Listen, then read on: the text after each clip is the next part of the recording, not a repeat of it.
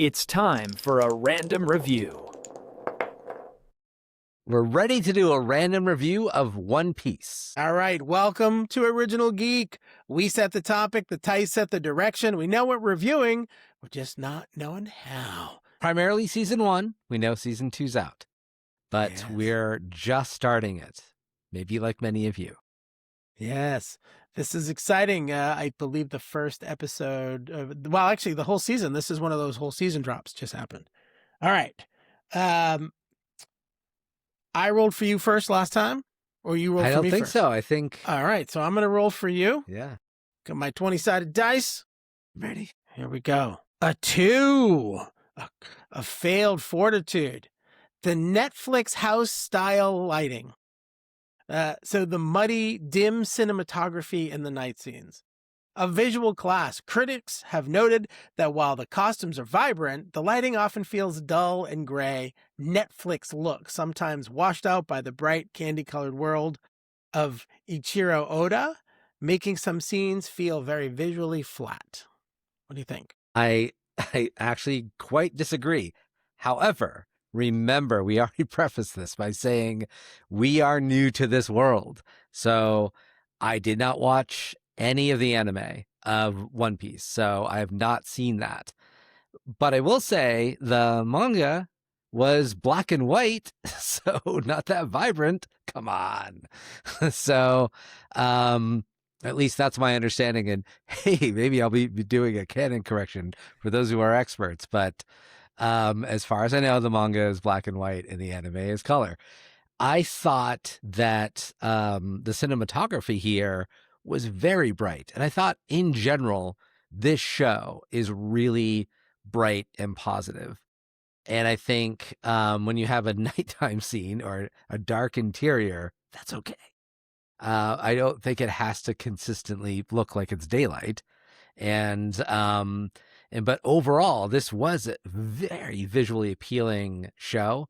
It did have a lot of bright colors. The pirate scenes, the circus, that they were the circus clowns.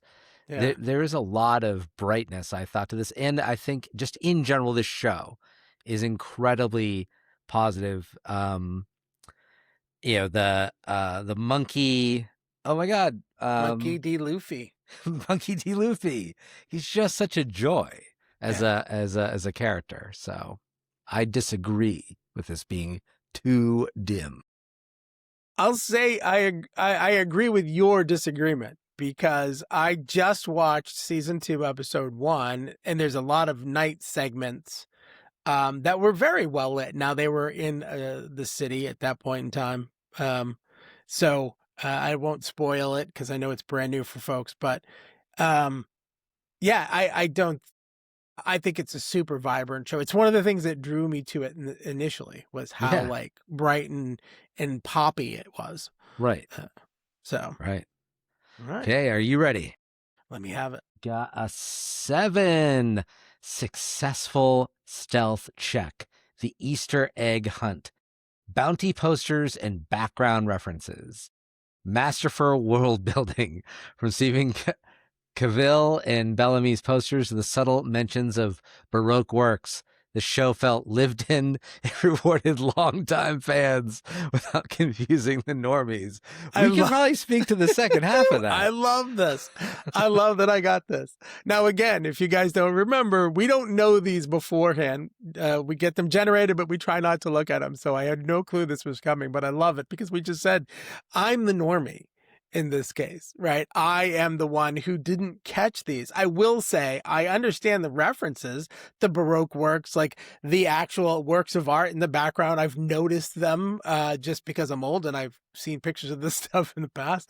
But like I do think the artwork and the posters, I do think the background work, it's we talked about it in, was it Star Trek and the cross for Starfleet Academy, all the Easter eggs that we noticed in that show are the same number of Easter eggs I'm sure I have missed in this show.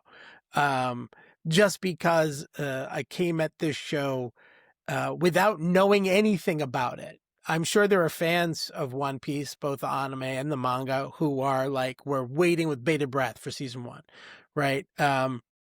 I'm reading a new book series right now, Dungeon Crawler Carl, and I know that's coming out. Now I'm excited for it, but I had no idea what this was a month ago. And now I'm into it. So I feel the pain, and I apologize to anyone who's listening going, you idiot, how did you not know? So I didn't have any clue, but I love the details and the sets. It does feel like a fully realized world, right? It doesn't feel like the old Star Trek where they're on a set that you can tell it's a painted wall. We've talked a lot about TV shows and how they put money into the budgets. They've obviously spent some money on the special effects. Everybody's costumes are bright. The hair is bright, but the special effects are really cool because of the devil fruit powers that so many of them have. And that was pretty cool to see. So I do think they've done a really nice job of putting that. I'm sorry if I missed all the callbacks to other stuff. So Yeah. Yeah, I agree. And we enjoyed this show without knowing anything going in. I've since found out that this is like the most successful anime manga series ever. And it just goes to show that that's not generally in the realm of entertainment we operate in. But we could enjoy this. So what we're saying is give this a try. If you do not need to know the source material at all. But apparently if you do know it, there's lots of Easter eggs and you're going to love it. Yeah. So, of course, if you do know it, you've already seen it. Probably. So like and subscribe. Thanks for joining us on this little journey. If you're a regular listener, you'll know this is part of the show and also a small segment. If you're just listening to the small segment, join us on the larger show. But we're going to jump over now to our flashback.